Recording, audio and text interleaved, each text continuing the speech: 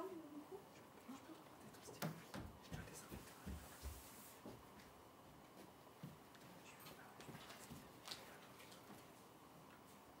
Vas-y.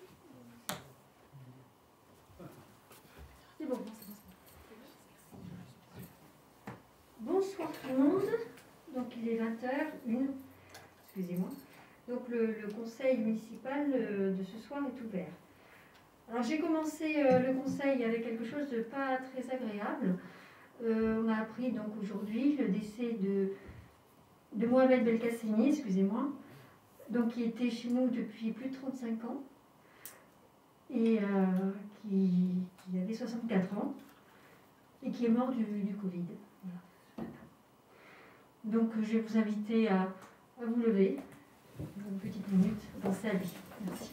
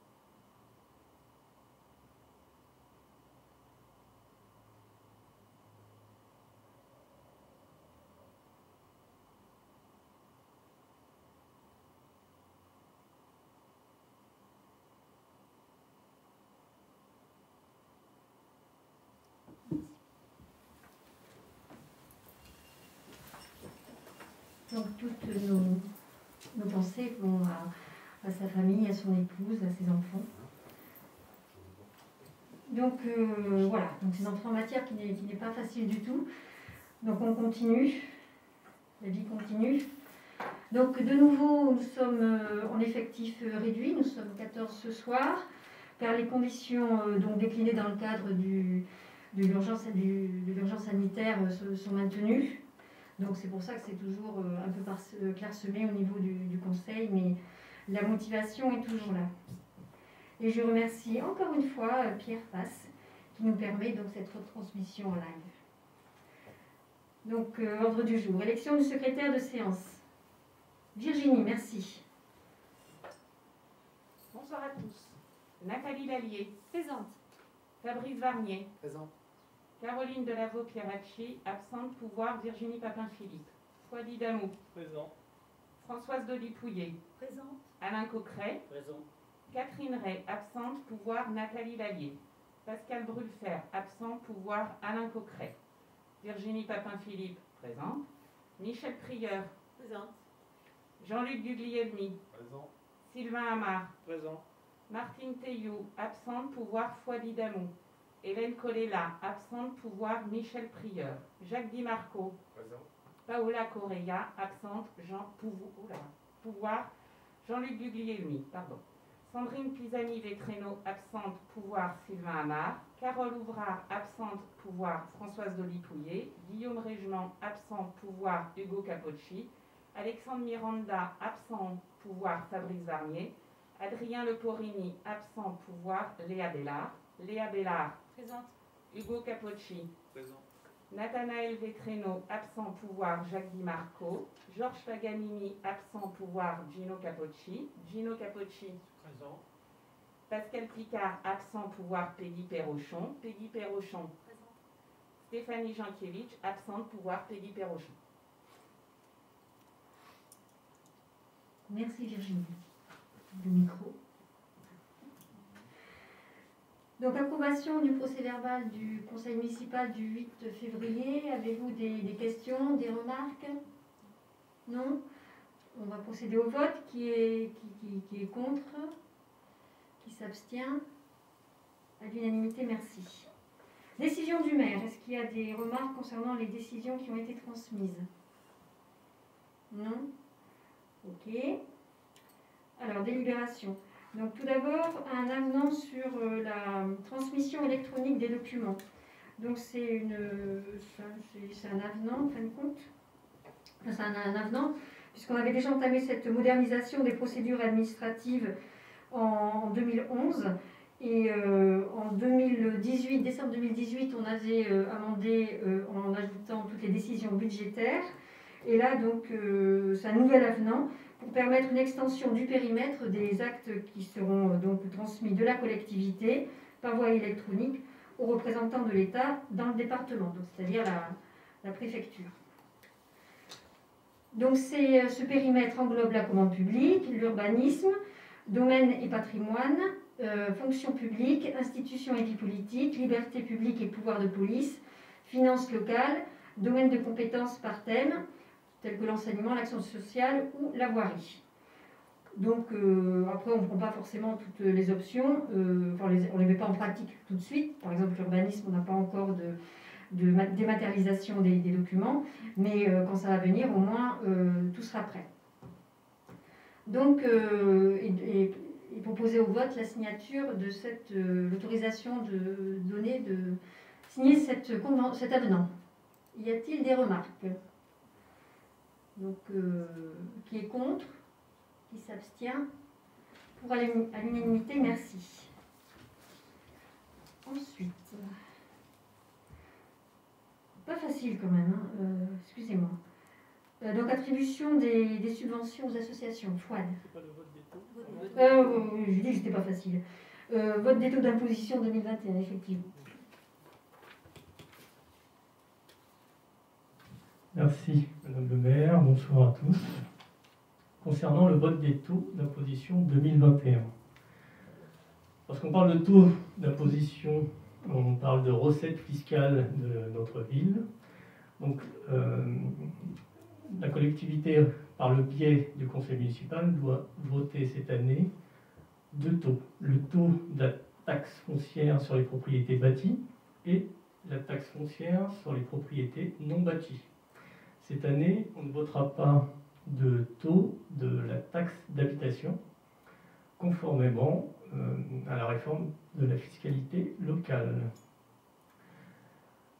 Donc, en compensation de cette perte de la taxe d'habitation, qui était à un taux de 6,41%, la PAREI percevra la taxe foncière sur les propriétés bâties du département au taux de 16,37%.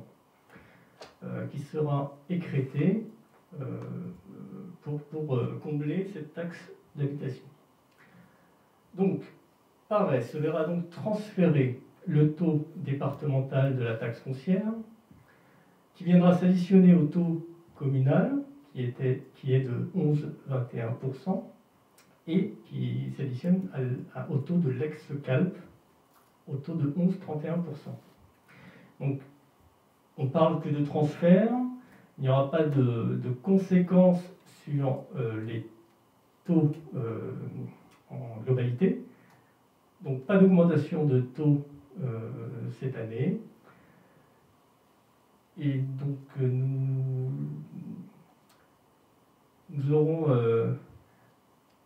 passerons de taux de taxe d'habitation de 6,41, d'une taxe sur le foncier bâti de 22,52%, une taxe sur le foncier non bâti de 12,46, à deux taux qui passent pour le foncier bâti à 38,89%, qui correspond, je le rappelle, au taux de la ville qui est de 11,21%, l'ex-CALP 11,31%, et s'ajoute le taux du département de 16,37%.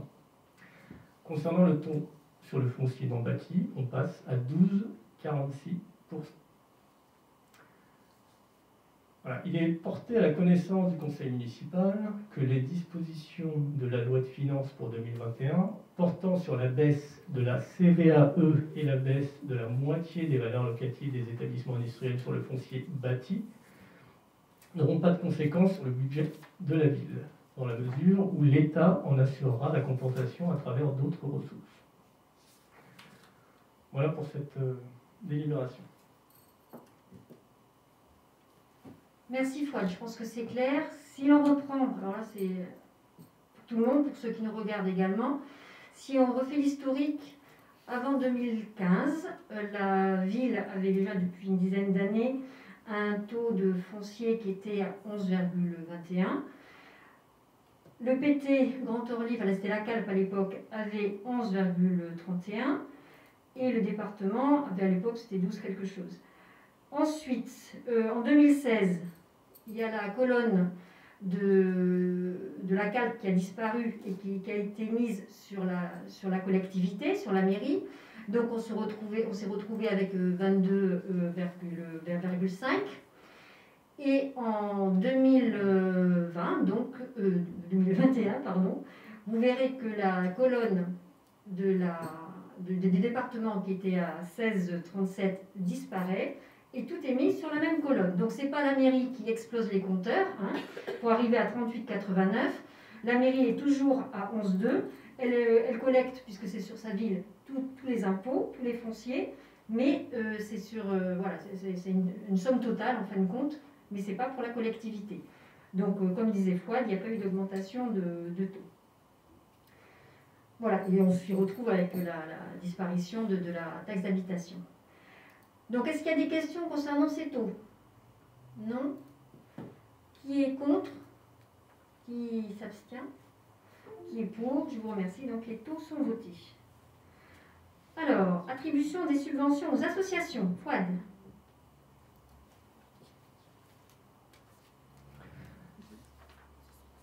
Alors, attribution des subventions aux associations pour l'année 2021.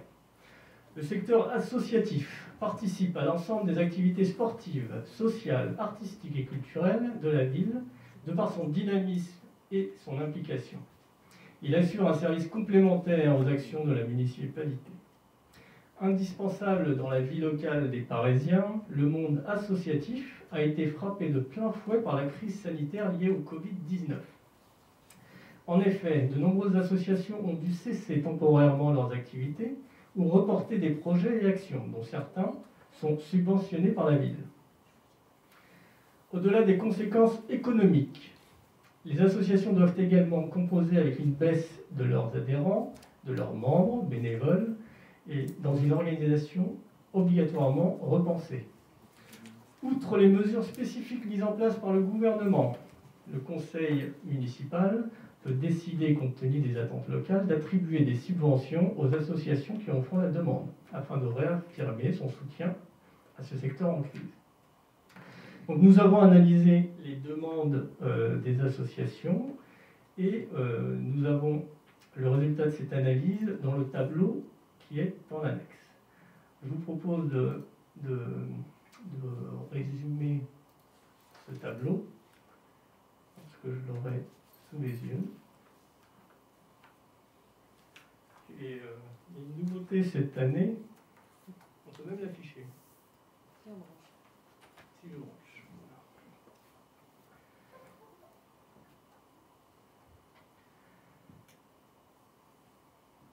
Donc nous voyons des choses que le public ne voit pas. Voilà, et on va s'améliorer et on devrait un jour... On aura le tableau derrière. Donc, le montant total, toute association SSAS confondue, représente une enveloppe globale de 732 800 €. Si je compare à l'année 2020, nous sommes en légère augmentation parce que nous avions attribué 730 120 €. Concernant les associations sportives, loisirs, enseignement, associations patriotiques citoyennes, le sous-total s'élève à 148 550 €. Si je compare à l'année 2020, nous avions attribué 182 870. Nous avons une baisse du montant global, principalement due à l'effet de la crise sanitaire actuelle, avec des associations qui ont joué le jeu en faisant des demandes de subventions à zéro. Donc, j'en profite moi pour remercier les présidents d'associations et leurs bureaux qui ont joué le jeu en faisant ces demandes à zéro lorsque ce n'était pas nécessaire. Ça veut dire que l'année prochaine, ou même au sortir de cette crise, nous serons à l'écoute des associations. En cas de besoin, nous avons prévu une enveloppe pour répondre aux projets, aux nouveaux projets, aux et aux demandes qui pourraient arriver en cours d'année. Voilà, donc côté CCAS, nous proposons une subvention de 562 000 €. L'année dernière, nous avons donné 525 000 €, donc une subvention en hausse pour tout ce qui est œuvre sociale, santé et environnement. Pour l'association de l'amicale du personnel de Paray, nous proposons de reconduire la subvention de 14 000 €. Des demandes ponctuelles. Cette année, nous avons 2 demandes ponctuelles. Une demande de l'Académie de Versailles, qui propose d'organiser des défis maths dans nos écoles. Et donc, ils nous ont demandé 250 €. Les 3 villes sont concernées. Et voilà, donc on a décidé de proposer cette subvention. Pour l'association Union chrétienne, nous avons proposé une subvention de 8 000 € et répondre à leurs demandes. Et nous avons la particularité de répondre à cette demande lorsque nous contrôlons les factures. Donc les factures qu'on nous a présentées concernent des travaux liés au PMR. Donc nous proposons d'accorder la subvention de 8 000 €. Voilà pour les subventions, Madame le maire. Je vous remercie, Monsieur Fouad. Donc, y a-t-il des questions? Non. Donc, on va procéder au vote. Qui est contre? Qui s'abstient? Donc, pour aller à l'unanimité. Merci. Alors, on reste dans la finance avec le budget primitif. Fouad. Merci. Alors, cette année, les services nous ont préparé de beaux slides pour présenter ce budget primitif. Nous avions l'habitude de commenter le rapport avec des chiffres indigestes. On va essayer de le rendre un peu plus digeste cette année avec une présentation visuelle, un peu plus visuelle de ce budget primitif. Donc, pour rappel, le budget 2021 est l'acte qui traduit les orientations politiques et budgétaires qui ont été présentées lors du débat d'orientation budgétaire du 8 février 2021. Ce budget s'inscrit dans un contexte de crise sanitaire sans précédent qui conduit notre ville à la plus grande prudence dans ses choix budgétaires et à une responsabilité supplémentaire. Ce budget primitif 2021 vise à accompagner le projet politique voulu par l'équipe municipale et intègre l'impact de la crise sanitaire actuelle ainsi que les éléments de la loi de finances 2021. Ce que je vous propose pour synthétiser ce rapport, c'est un sommaire où nous allons rappeler le calendrier budgétaire, nous allons parler de notre stratégie budgétaire, nous allons, pour le prendre en compte, parler dès maintenant du résultat anticipé de l'exercice 2020. Ensuite, nous allons aborder le budget primitif avec une vue d'ensemble, la section de fonctionnement, le poids de la crise sanitaire sur ce budget. On va discuter de la section d'investissement, les restes à réaliser, et on finira par l'endettement. Pour rappel, le calendrier budgétaire. Nous avons en février débattu sur nos orientations budgétaires et 2 mois après nous y sommes, nous parlons du budget primitif 2021. En juin, nous parlerons du compte administratif 2021. Donc c'est là qu'on détaillera le réalisé et qu'on validera le réalisé de 2021. 2020, pardon. Ah ouais. C'est bien, tu suis. En décembre, nous aurons l'occasion de proposer une décision modificative dans le cas où on a besoin de modifier ce budget primitif 2021. Et ensuite, en 2022, nous sommes dans un éternel recommencement. Le DOB en février 2022, le budget et le compte administratif 2021 sera validé en juin 2022. Ce qu'il faut retenir aujourd'hui, c'est qu'on a bien fait notre débat il y a 2 mois, et la loi nous dit, nous avons 2 mois pour proposer notre budget primitif, et nous y sommes. Si on décrit notre stratégie budgétaire pour 2021, nous devons apporter une réponse à la crise, avec la prévention, la vaccination, l'accompagnement santé. Nous devons aussi accompagner le projet municipal. Dans notre projet de cette mandature, nous parlons de pouvoir d'achat. Nous voulons traiter les dossiers écologiques, le parcours de l'enfant, senior, l'économie locale et la participation citoyenne. Nous devons également assurer la qualité du service public et investir durablement. Nous allons voir dans la section investissement que le programme d'investissement est à la hauteur des enjeux et des besoins des Parisiens. Et puis, quand on parle de budget et de finances, on doit piloter avec responsabilité. On doit maîtriser nos dépenses, on doit maintenir une marge de manœuvre et un maintien de la fiscalité. Et en plus, assurer, si possible, un endettement à 0. Voilà pour notre stratégie. Lorsqu'on parle du budget 2021 primitif, on doit prendre en compte l'année 2020 et le résultat anticipé de 2020, qui sera validé au mois de juin. Donc, le résultat de la section de fonctionnement du budget 2020 est de 7 millions d'euros. Le solde négatif de la section d'investissement est à hauteur de 3,6 millions d'euros. Donc 7 moins 3,6, le résultat annoncé et le chiffre à retenir pour 2020, c'est 3,4 millions d'euros. Ce que nous proposons dans ce budget primitif, c'est d'affecter ce résultat à hauteur de 3,6 millions en besoin de financement, prendre en compte le résultat de fonctionnement de 3,4 millions et prendre en compte le solde d'exécution d'investissement à hauteur de 772 000 euros.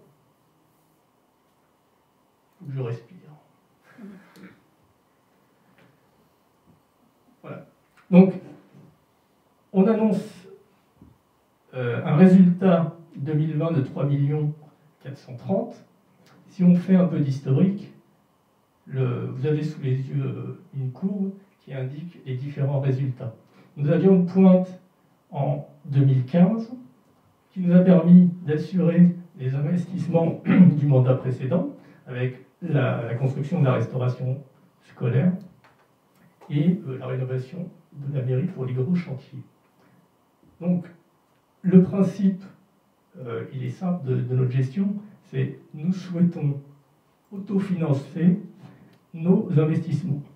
Donc, ce sont les résultats des années précédentes qui vont faire en sorte que nous pourrons investir tel que nous le proposons.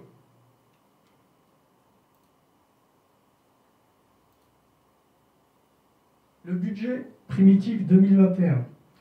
La vue d'ensemble. Le chiffre global est de 40 690 000 euros. On a une augmentation de 5% par rapport à 2020. Ces 40 millions d'euros se répartissent dans la section de fonctionnement à hauteur de 29 760 000 et en investissement à hauteur d'environ 11 millions d'euros. Une baisse du budget 2021 par rapport à 2020, très légère, 0,8%, mais par contre, plus 20% d'investissement en 2021. Voilà, ça, c'est un schéma qui aussi résume par des chiffres et des graphiques les recettes et les dépenses qu'on prévoit pour le budget 2021. Si on parle de recettes, nous avons les impôts locaux, donc avec les taux qu'on a votés tout à l'heure. L'aéroport nous rapporte 12 millions de taxes et les Parisiens 2,3 millions. S'ajoute à ça dans les recettes 1,9 million de produits de services et autres taxes. La dotation de l'État est à hauteur de 900 000 euros. Et l'attribution de la métropole Grand Paris est de 9 millions d'euros. Et c'est là qu'apparaît le résultat de l'année 2020 à hauteur de 3,4 millions d'euros. Nous avons donc des recettes de fonctionnement à hauteur de 29,7 millions d'euros. Lorsqu'on parle de recettes, eh bien, il faut les dépenser. On va dépenser à hauteur de 24,8 millions d'euros. Ces 24,8 millions d'euros, on en prend 15,4 pour le fonctionnement. On en donne 8 millions à la communauté d'agglomération, le PT12, et on en rend 1,4, contribution de l'État à hauteur de 1,4 million d'euros. 29,7 millions d'euros de recettes, 24,8 millions de dépenses. Nous avons donc un résultat prévisible au budget 2021 de 4,9 millions d'euros qui va nous permettre d'assurer nos investissements et d'autofinancer nos investissements et d'assurer un emprunt à zéro avec cet autofinancement.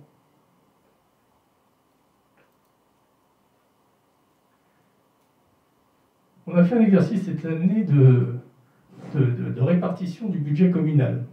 Vous avez à l'écran, et je pense que ça va apparaître, ça va être dans le journal aussi. Oui. Donc, la répartition budgétaire. Donc, par thème, la petite enfance à hauteur de 2,4 millions d'euros, la jeunesse à 625 000 euros, l'éducation enfance à 7 millions d'euros. Concernant la solidarité santé et nos seniors, on est à 1,7 million d'euros.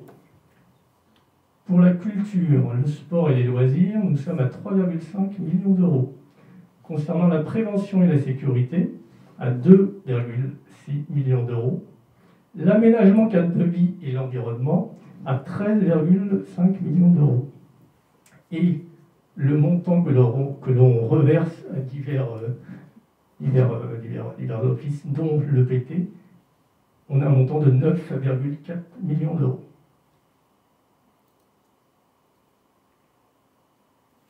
Concernant la section de fonctionnement, nous avons, nous l'avons vu tout à l'heure, le montant de la recette de fonctionnement est de 29 764 000 euros. Si on compare à 2020, nous sommes en très légère baisse, mais voilà, le budget est constant.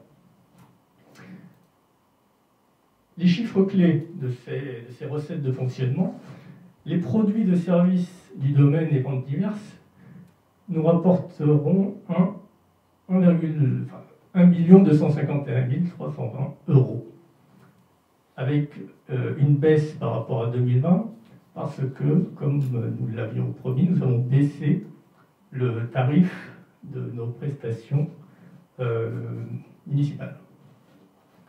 Concernant les dotations et participations, nous allons recevoir 947 875 euros, avec une baisse encore cette année de la DGF. Une dotation de participation qui baisse de 22% par rapport à 2020. Les impôts et taxes, nous l'avons vu tout à l'heure, nous rapportent 24 millions d'euros. Et le résultat de l'année 2020 est pris en compte dans ces recettes à hauteur de 3,4 millions, comme nous l'avons vu. Concernant les dépenses,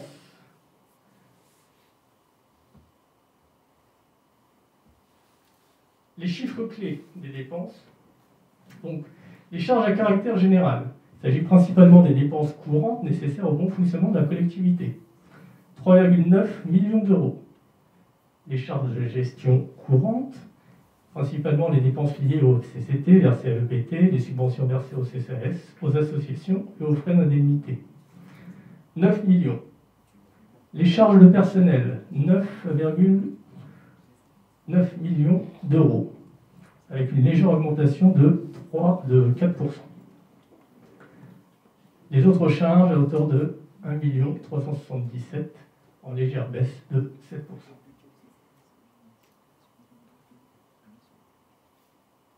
Nous avons pris en compte dans ce budget 2021 les éléments qui nous impactent de la crise sanitaire. Donc, en recettes, nous avons pris en compte la diminution du volume des produits, des services et du domaine. Il y a des arrêts d'activité culturelle, de loisirs. La diminution de la fréquentation, la diminution de la taxe de séjour, les hôtels sont fermés, et la diminution de certaines dotations. En recettes, nous avons par contre une augmentation de certaines recettes liées au portage des repas à domicile, de certaines subventions liées à la compensation de l'État et la CAF. Côté dépenses, nous avons une augmentation des fournitures, masques, gel, des charges personnelles pour remplacement d'agents ou renforts, des dépenses alimentaires, portage de repas, des travaux de prévention pour les accueils et du matériel informatique qui nous a servi à l'organisation du travail, dit télétravail. On parle de diminution de dépenses aussi, liées à cette crise sanitaire. Il y a moins de frais de transport pour les séjours, puisqu'il n'y a pas de séjour, et les frais de nettoyage des locaux, des mélèzes qui ne sont pas fréquentés. Côté investissement, côté recettes, donc l'autofinancement, c'est important pour notre investissement, il représente 4,94 millions. Et donc l'autofinancement, il s'agit bien du résultat de l'excédent de fonctionnement permettant le financement d'une partie des dépenses d'équipement. Besoin de financement de la section représente 3,65 millions d'euros. Donc, là, tout à l'heure, il se compose d'une fraction du résultat 2020 que l'on récupère pour le financement de ces investissements. Côté subvention, nous avons un montant de 450 000 euros. Il s'agit de subvention du Conseil régional pour la transformation de l'ancienne cuisine centrale en AESH. Côté dotation, côté FCTVA, nous avons un montant de 1,10 million d'euros.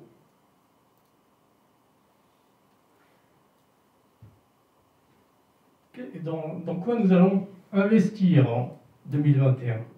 Nous avons prévu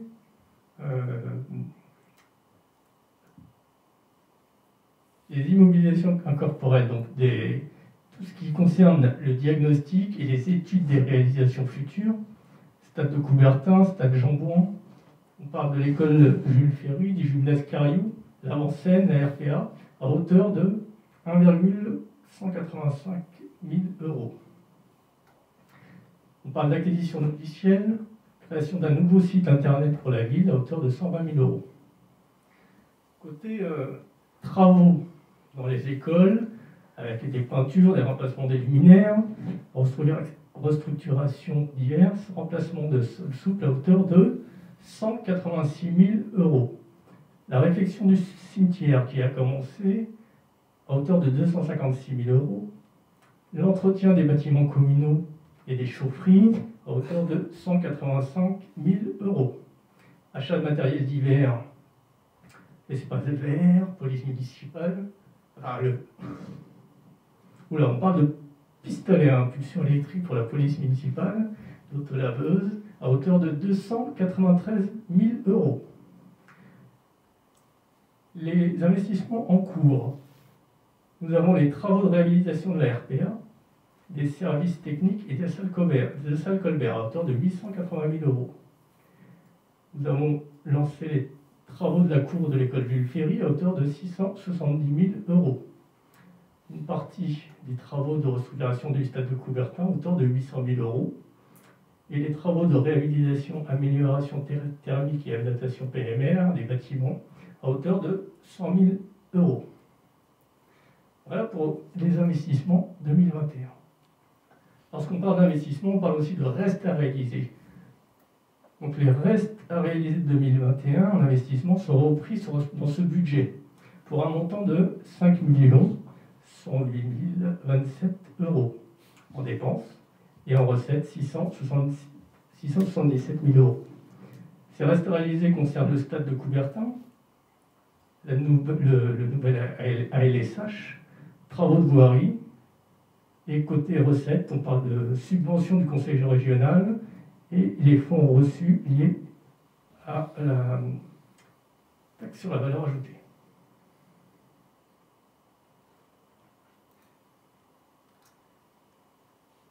On l'a vu, on a un résultat, on parle d'autofinancement, et cette année encore, on propose de ne pas s'endetter et de ne pas avoir recours à l'emprunt. Voilà pour la présentation de ce budget primitif 2021. Côté délibération,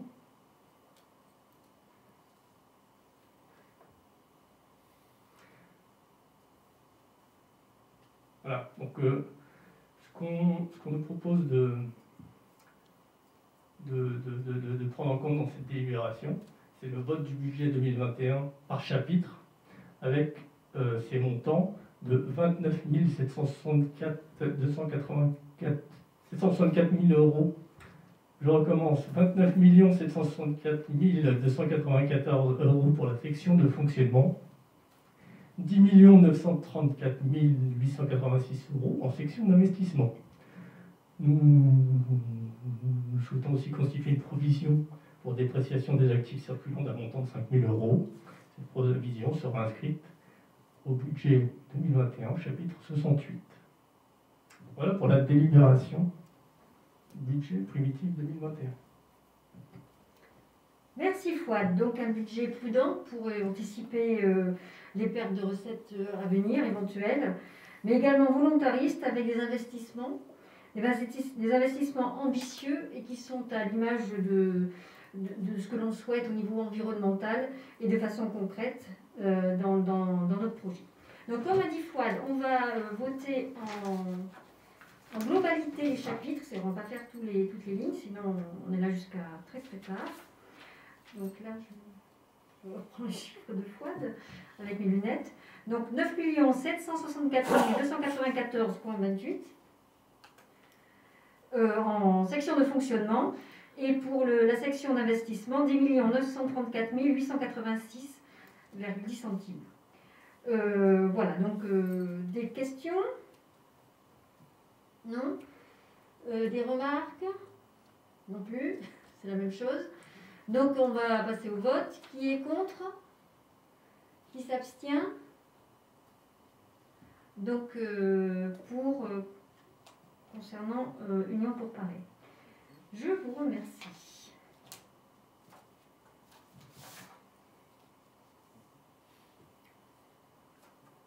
Alors, autorisation donnée à Madame le maire de signer l'avenant numéro 2 à la convention tripartite entre la ville, le territoire Grand Orly-Seine-Bièvre et l'EPFIF. L'EPFIF, c'est quoi? C'est l'établissement public foncier d'Île-de-France. Il sert à quoi? Il sert, en fin de compte, c'est un partenaire au niveau, enfin un organisme d'État, qui est un partenaire concernant la prospection, on va dire, et qui permet de porter les projets financièrement, les projets immobiliers ou autres. Donc ça permet d'étaler dans le temps sur les zones qui ont été identifiées au niveau du plan local d'urbanisme, au niveau du PLU. Donc c'est essentiellement sur la 118 avenue de Verdun et sur la N7. Et de porter ces projets dans le temps afin de ne pas avoir des constructions multiples qui arriveraient trop vite sur notre secteur. Comme on l'a déjà évoqué, les constructions, on ne peut pas les éviter, mais si on peut les étaler sur 20 ans, ce qui est notre souhait, il faut que quelqu'un nous aide à porter tous ces projets. Donc c'est le cas de l'EPFIF. L'EPFIF, c'est un partenariat qui date de 2010, qui a été revu en 2015, je crois, et ensuite, voilà, qui a été il y a eu une nouvelle convention en 2015. Et là, ce qui est proposé, c'est un avenant au partenariat précédent qui nous amène à 2027. Ce sera mieux comme ça. 2026, je crois. Je ne vois plus sur mes papiers, mais voilà, c'est ça. Est-ce que vous avez des questions par rapport à ça, par rapport à cette autorisation pour signer l'avenant la convention tripartite. Non? Donc on va passer au vote. Qui est contre? Qui s'abstient? Pour à l'unanimité, je vous remercie.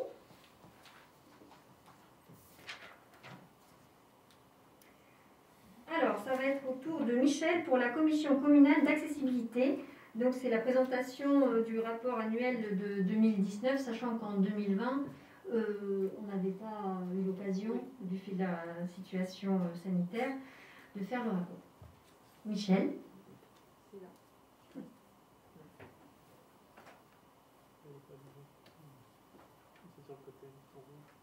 Voilà. Faut rester longtemps. Ouais. Voilà. C'est bon. Merci. Alors donc, d'abord, qu'est-ce que la commission communale de l'accessibilité? C'est une commission qui se réunit une fois par an et qui est composée de représentants de la commune, mais aussi d'associations, comme vous l'avez vu dans le truc, d'organismes, de représentants du secteur économique et d'usagers de la ville aussi. Son rôle, c'est de dresser le constat de l'accessibilité du cadre bâti existant et de définir les programmes. Alors donc, le cadre, c'est donc sur la ville, mais aussi sur l'aéroport, et puis sur tout le patrimoine. Mais c'est surtout sur la ville qui nous intéresse et qui... Donc nous sommes à peu près en...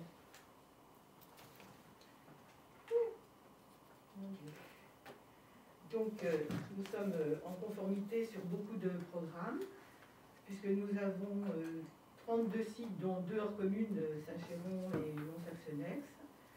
Et la situation au 31 décembre 2020, c'est 18 sites conformes, un site partiellement conforme, l'école Jules Ferry, un site en cours de travaux et ouvert au printemps avec la restructuration de la cuisine en accueil de loisirs, et 11 sites qui sont programmés. Donc je ne vais pas tous vous les lire. Donc ça, c'est pour vous rappeler ce qu'était la commission. Pour ce qui est de l'aéroport, c'est en dehors de nos compétences. Alors, par contre, nous devons nous prononcer sur le rapport de 2019, donc cette commission est obligatoire donc, dans les communes de plus de 5000 habitants. Et elle est représentée par les gens dont je vous ai parlé tout à l'heure. Et elle dresse le constat de l'accessibilité du cadre bâti.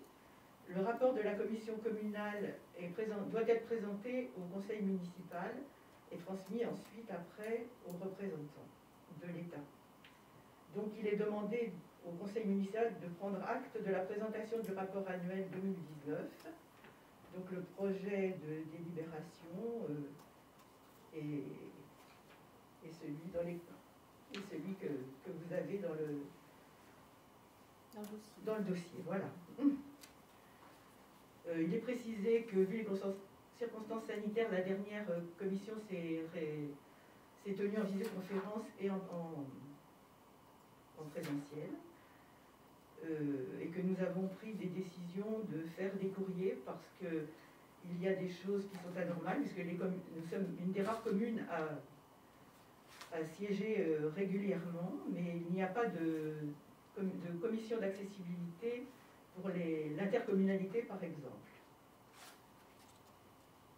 Voilà ce que j'avais à vous dire. Vous voulez que je relise tout le délibéré? Non. D'accord.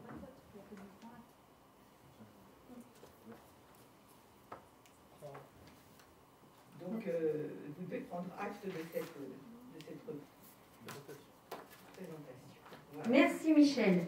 Oui, la commission d'accessibilité donc reprend également au niveau communal tout le plan qu'on a présenté en préfecture sur l'accessibilité de nos bâtiments communaux et qui s'étale sur 9 ans, Sylvain de mémoire. Et de la même façon, commerces, entreprises qui accueillent du public ont été invités dans le cadre de la loi à rendre accessibles leurs locaux. Et là-dessus, nous, on n'est pas un bureau de contrôle, hein, c'est une relation entre l'activité, enfin le propriétaire et la préfecture, mais on est censé recenser en fin de compte tout ce qui a été fait ou pas. Voilà, mais là-dessus, on ne fait pas le gendarme, c'est pas notre rôle. Voilà, donc on prend acte de cette avancée et je crois que nous, ça se termine en 2024, notre ADAP de mémoire. On arrive au personnel, Léa, pour la mise à jour des effets. Non, c'est prend acte. Ah, pardon, Pardon. excuse-moi. Mais on peut voter si tu veux, il n'y a pas de souci. Tu suis, mais pas tout le temps. Presque. Léa. Merci Madame le maire, bonjour à tous. Toute petite mise à jour du tableau des effectifs aujourd'hui. On vous demande de créer un poste d'auxiliaire de puériculture principale de première classe pour répondre aux besoins de recrutement du service petite enfance. Donc ce poste sera créé au 1er mai 2021. Et en contrepartie, on supprime un poste d'adjoint technique. Alors cette suppression interviendra le 1er septembre 2021, ce qui permettra d'assurer le remplacement de certains agents et d'achever les procédures de recrutement en cours. Merci Léa, oui, ça permet d'avoir un tuilage au niveau du personnel. Donc, concernant cette mise à jour des effectifs, des remarques? Donc, on va procéder au vote. Qui est contre? Qui s'abstient? Voté à l'unanimité. Merci Léa. Donc, l'ordre du jour est épuisé. Je vais juste faire un petit point sur, puisqu'Hélène n'est pas là, sur le centre de vaccination. Ben, ça pique, mais dans le bon sens. Hein. Donc, un grand merci encore une fois aux professionnels de santé, à nos agents municipaux qui se sont et qui s'investissent énormément pour faire avancer cette vaccination. Et merci également donc à la CPTS Nord-Essonne IJ qui est vraiment un outil formidable. On le disait encore avec Brigitte Vermillet ce matin, le maire de Morangis. Sans cet outil-là, l'ARS n'aurait pas autorisé l'ouverture de ce centre de vaccination. Et nous-mêmes, collectivités, ça aurait été très dur. Concernant le confinement, nous accueillons une trentaine d'enfants, 35 enfants dans les écoles et ensuite on verra pour la partie accueil de loisirs puisqu'on n'a pas encore tous les chiffres. Et donc 35 enfants qu'on a tous regroupés à l'école Jules Ferry, maternelle et élémentaire, d'un commun accord avec l'éducation nationale. Donc il y a périscolaire le matin, le midi avec la restauration et le soir ainsi que le mercredi. Voilà, parce qu'à partir du moment où on accueille des enfants de profession nécessaires à la lutte contre la pandémie, on fait en sorte que les journées soient tout à fait normales, si on peut dire. Voilà ce que j'avais à vous donner comme petite information supplémentaire. Pas de remarques? Des questions? Bon, ben, je vous remercie à tous.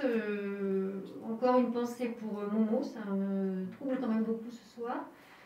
Et pas que moi. Et voilà, je vous souhaite bonnes vacances confinées à Paris-Poste.